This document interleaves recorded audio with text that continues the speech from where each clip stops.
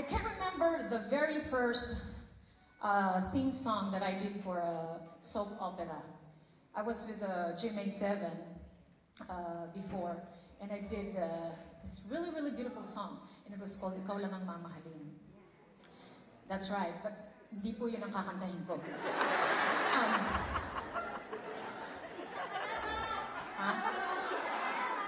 Yun nga yung ikikwento ko eh. Papunta ako doon. So anyway, I did Ikaw Lang Ang Mamahalin. Because, oh, isn't that nice? They asked me to sing this song for the soap opera. And then, there was this second soap opera that they also invited me to sing the theme song. Sabi ko, next nito, they're going to invite me to act as one of the characters. Sabi ko, I'm so prepared. Here I am, and I'm just, you know, I'm trying to practice in my home, my own home, looking at myself in the mirror, and I'm emoting. Sabi ko, next time they're going to invite me, I'm very, very sure they're going to invite me to be one of the characters. Hindi eh. I did, Natutulog Ba Ang Diyos? Oh, ako din po yun. Di ba wala ako doon sa pelikula? Wala ako sa soap opera, di ba? At least ako yung kumanta. Tapos sabi nila, darating si Gabby Concepcion sa Pilipinas. Talaga? Gagawa siya ng soap opera? Talaga? Kakantahin mo daw yung soap opera. At eto na nga, nauwi na naman po ako sa pagkanta ng soap opera. Magustuhan niyo po sana ang makabagbag damdamin.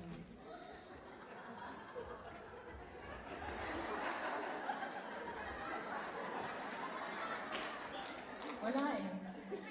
Siguro akala nila di ako marunong umarte. Alam ko maarte ko. Pero, ito po ang napakagandang awitin.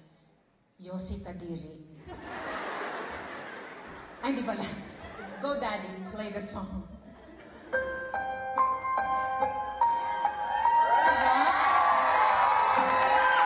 Thank you.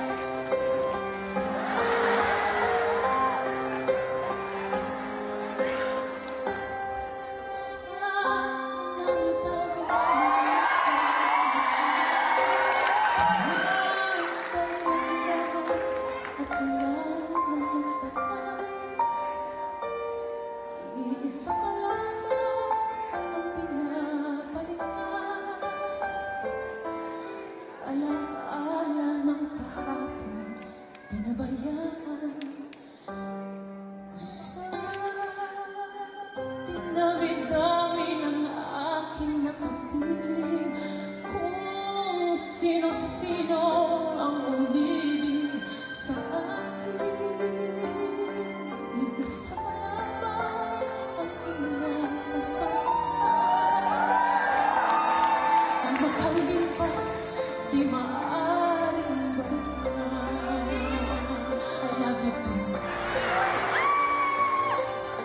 At kahit di ba na ang minamahal mo, kung sino man ang siyang may-ari ng iyong puso, ang bawat pangalan, kaibigan, iisa pa lamang ang minahal ko na ganito.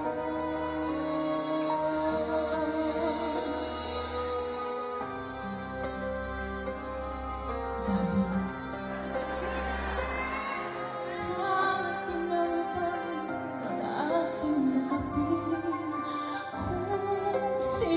Sino ang umibig sa akin?